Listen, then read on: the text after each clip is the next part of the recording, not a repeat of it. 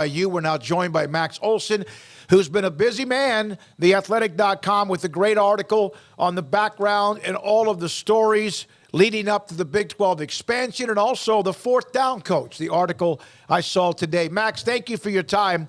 The article you wrote, though, that we mentioned on the show yesterday about the background, it pretty much went according to what a lot of people were reporting, but my goodness, it was dicey in the end, was it not? I mean, I don't know if it lines up with like everything the Pac-12 people were reporting over the past year, but I'm kidding. No, and honestly, you guys have done a terrific job covering that story every day for a year. So I'm sure to you guys reading that story, there's not a lot of like surprising nuggets in there, but certainly, yeah, it was really interesting when the dust settled a little bit to talk to a bunch of Big 12 presidents and athletic directors and people who are involved in this stuff.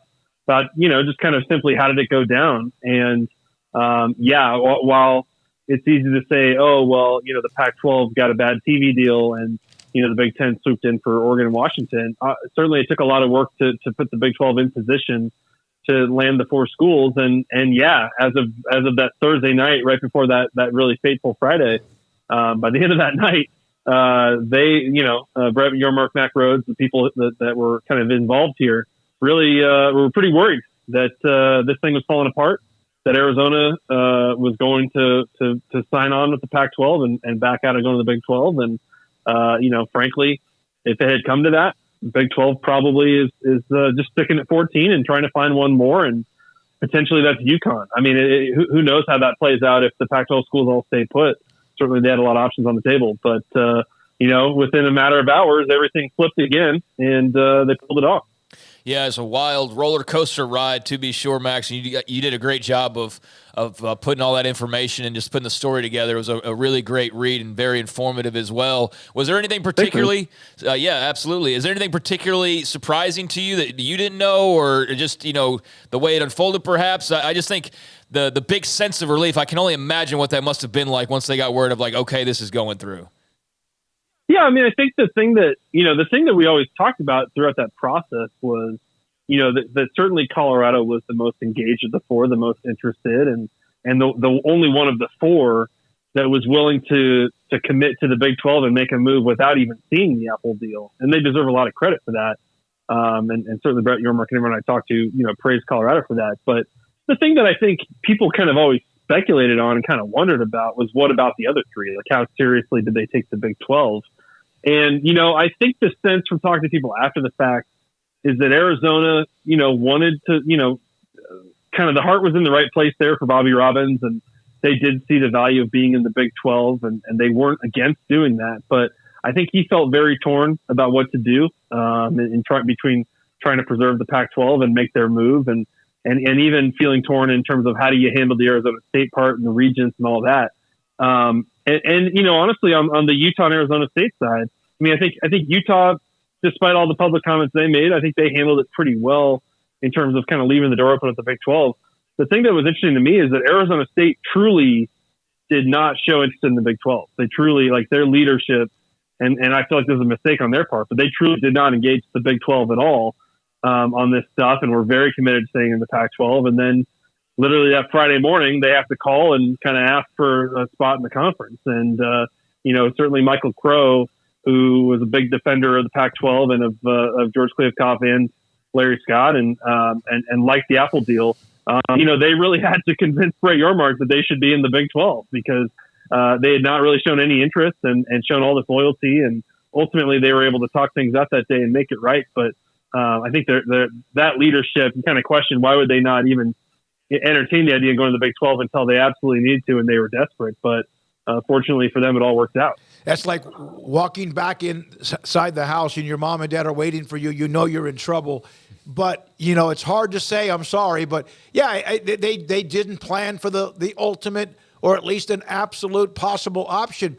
I love what Yormark said. And I got this feedback from when we've had Gene Taylor on or Kirby Hocutt or Mac Rhodes or Jamie Pollard. They didn't want to beg anybody. They wanted them, but they weren't going to sit there and try to slobber all over anybody. Colorado was right there in line. I liked the fact that they said, no, we're not going to sit there and go, because to me that then becomes a little bit more drama. Yeah, correct. And, I think that's kind of the nature of this stuff anyways. I mean, and I talked about this with Kirby Hocutt, like, in the interviews for this. Like, I think obviously a distinct difference here is that Oklahoma and Texas and the SEC kind of did all their stuff over an unclear period of time, really behind the scenes, very privately, right? Same with USC and UCLA in the Big Ten. Nobody kind of knew that was coming. That all got handled kind of behind the scenes and in secrecy and stuff. It was different for the Big 12 this whole time. When Brett Yormark really telegraphed what he wanted to do, was very transparent about what he wanted to do the whole time. And that did rub some people the wrong way. Other commissioners and other leagues, and even some people on these campuses of these Pac-12 schools. I mean, I think that kind of came with it, is like everyone knew what the Big 12 wanted to do, but the Big 12 wasn't trying to act in desperation either. And, or like kind of set these hard deadlines and make threats and stuff like that. Like, it's a delicate thing to have this not only go on in a very public way, but then, this whole time, as we all know, there was really no known deadline in terms of the Pac-12 getting the deal done. I mean, if you told Brett Yormark in the spring that it would, take till the end of July, I think he'd be pretty pissed off. I mean, it just kept going and going. And that's why they vetted out so many other options, because they kept waiting on these guys. And, ultimately it took a lot of patience, but yeah, I mean, in order for the Big 12 to be strong and united in the future, those four have to want to be in the Big 12 and have, their presidents need to get along with the board, and their ADs need to get along with the other ADs. So yeah, you hope that, there is still a fit there, that this is, where they wanted to end up. And this is not just them running away from the Pac-12 out of frustration over TV money. Any chance there's lost footage of the Coach Prime Brett Yormark lunch that they had? I imagine that would have been, man, super entertaining. I mean, believe me, I checked Deion Sanders Jr.'s YouTube page just to see if they posted any video of that. I know which day it was, but no, I haven't seen them share any video of that. I bet that I from everything I was told, they really hit it off. I think Brett Yormark is just so impressed by not just like the on-field success and like the relevance and stuff, but certainly he looks at the Colorado situation and look, they valued Colorado last summer before any of this stuff came to pass with Deion Sanders. But I think the thing that's exciting if you're the Big 12, the thing that you need next year is this Colorado thing is like this phenomenon that kind of transcends sports. And it's like, it's on 60 Minutes and Good Morning America and all this stuff. Like, it's when you are not just like converting like loyal college football fans to get them to tune in, but you're getting really casual fans to show up for this stuff. Mm-hmm. That's a big deal. And that certainly matters to the Big 12 in terms of building the conference brand and making this, as you said, younger, hipper, cooler, more exciting. I think that there's a lot of appreciation on Brett Yormark's side about what Deion has achieved in Colorado so far. I'm glad you brought up the UConn part in the piece, because when I read that, I kind of smiled, because I remember having a conversation about Yormark wanted that. He was kind of intrigued by them, as you mentioned. But the problem is that he had he was red hot. Everything was like basically he touched, turned to gold. Had they gone to vote for that, that might have been something. That vote would have gotten out, and it wouldn't have passed, right? And that would have kind of set him back a little bit. I mean, I think that the way Brett Yormark operates, he's not going to let that thing go to a vote unless he knows how the vote's going to go. Mm-hmm. But certainly, there's plenty of time over the summer where you are having to anticipate, maybe we're not getting these Pac-12 schools, and maybe they'll just sign an acceptable deal and stay put. That's probably, it still felt like the probable outcome for a long time here, and so they vetted out a lot of options, and I think he really loved UConn, and I think he's somebody who then is going to go build support, one by one. I mean, I think in terms of working the basketball coaches and then working the ADs and then working the presidents. Like, I think that I certainly think there was a perception too that if he could land Colorado, that would give him, I think that would give him some pretty real cachet, and that would help in terms of going to the board and saying, look, I got it done with Colorado. I think we need to take UConn, and I think he's taking seriously on this. So it really would have been very interesting to see, would people get on board with that? Certainly it's reasonable to have concerns about that. And it's also, reasonable to say, look, you can't be 13. There's got to be somebody. It's got to be 14. But I mean, who is that, right? Is it Memphis? Is it San Diego State? Like, who else is out there that you're really trying to take? So that really would have been an interesting conundrum if we'd gotten that far. But certainly Yormark definitely felt very strongly and kind of always kept the UConn options, I think, in his back pocket till the very end. It's fascinating to see also how you dove into, the other potential options, not just UConn, but, I mean, poor Memphis. They're just, the perennial mention, but always on the outside, just looking in through the window. And then, obviously the merger talks with the Pac-12 and even the ACC to an extent. But did the Pac-12, I guess, probably fumble the bag the most? And would San Diego State be 1B? Because that's how it kind of came across of they didn't really value the opportunity in front of them, and now there's not that opportunity any longer. Yeah, I mean, I think for San Diego State, they just made it very clear, their AD and their leadership there made it very clear, like their priority was being in the Pac-12, and certainly some of the actions they took in the summer, really, really made that clear to even the people in the Mountain West and caused problems. And so they were always kind of betting the Pac-12 would get a deal, and then the Pac-12 would expand. And I think even if maybe not everyone in the Pac-12 was totally unanimous about that, it seemed like it was kind of heading in that direction. Yeah. And so thus they treated the Big 12 like, a plan B or plan C. And Brett Yormark didn't appreciate that, didn't feel like San Diego State was worth a full share. And, that's the other part of this that would have gotten complicated is if you're going UConn or in some of these different directions, it's like, who's paying for that? I mean, right. Same thing with Gonzaga. Like you never really heard from people over the course of this year, like how that would work and how would the TV partners support that or not support that. So, fortunately for the Big 12, you never got into some of those complicated situations. But yeah, in terms of the Pac-12 fumbling this, I mean, that's certainly, it's certainly a huge part of the story. And we've written others, plenty of other stories about that, about how that all fell apart and how the TV deal just ended up being, not what people anticipated or expected whatsoever. And so, I think it was, is that all on George Kliavkoff? I think a lot of it is. Some of it's on market forces and his predecessor, and certainly there's a lot of it goes on the Pac-12 CEO board. We can point a lot of fingers there, but certainly at the end of the day, George Kliavkoff. You look at the Pac-12 now, right? I mean, you look at this incredible season they're having. Yeah, absolutely. Like, they had something to sell there. Like how could you fail in terms of selling that? It is mind-boggling in so many ways. The part that I loved as well about a lot of it was the part where previous relationships, when the Big 12 had connected with the Pac-12, when Bowlesby was there, and on and off, that those relationships came back to help the Big 12 this past summer, correct? Yeah, and I mean, you guys think back to that summer of 2021. Like, if the Pac-12 had offered Baylor a spot, you think? I mean, they would have taken it, right? Absolutely, yeah.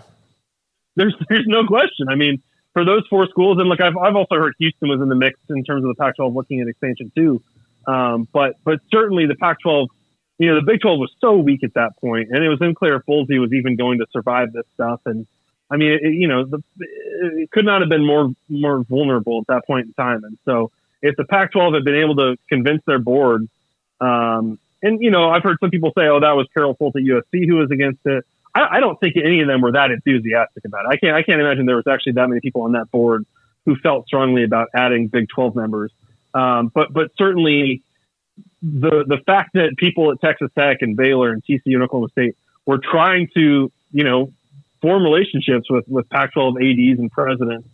The fact that if you're Texas Tech, you're talking to people at Arizona and you're talking to, people at Colorado and stuff like that. At that time, trying to get a Pac-12 invite. Well, you've got those people in your phone. So last summer, when this all kind of hits, you can go back to them and say, "Hey, do you want to come to our league?" Right? I mean, I think, and those relationships, even though they weren't looking to take the Big 12 schools in the summer of 21, I think those relationships really kind of started at that time, and I think that ended up being a little bit of an advantage for Brett Yormark in terms of what he walked into.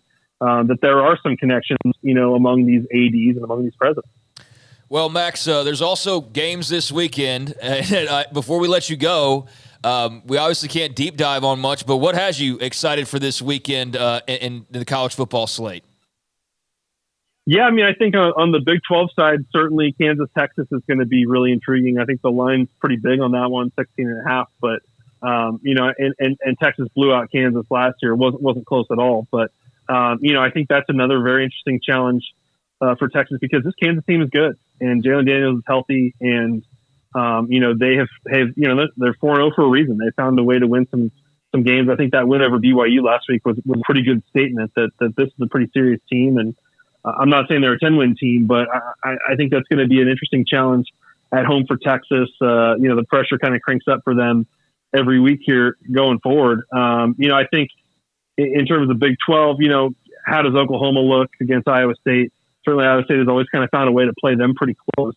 They got a nice shot in the arm last week from the game they played against Oklahoma State. Offense kind of finally got moving. It's not as sexy of a week as it was a week ago, but I think certainly those Pac-12 matchups really stand out to you too. Friday night, Utah, Oregon State. I think that'll be a lot of fun to watch. Certainly there's going to be a lot of eyes on USC Colorado, but I think that's the bizarre thing when you talk about this stuff, guys. It's just like, that's going to be must-watch football the rest of the way, this Pac-12 race. And for them to not be able to kind of all stick together going forward, it's a sad thing, but truly it's also just kind of a baffling thing in terms of just how poorly this all got misplayed. Max, I know you got to go. You also have the article on the fourth down coach, right? That everyone has one of those to help them with the statistics and analytics and all of that too? Yeah. I appreciate you mentioning that. That's a free story that's on the Athletic today. It's a story about, I don't know if you pay attention during broadcast, there's usually someone standing next to the head coach holding a white binder and telling them what to do on fourth down decisions. And that person's called the book guy. And, it's a book that has been around for a decade now and has become really popular. They have over 80 FBS clients, this company, CAI. And so I wrote about kind of how things are changing in college football in terms of fourth down decision-making. This is something that Dave Aranda and Baylor and a bunch of schools have been pretty ahead of the game on, and wrote about the people who are in charge of handling the book and how that goes. And I encourage people to check it out. Max Olson, theathletic.com. Max with us on Thursdays in the 4 o'clock hour. Have a great weekend, young man. Great week for you. The stories you wrote, fantastic. If no one's read them, you should, in theathletic.com. When we come back,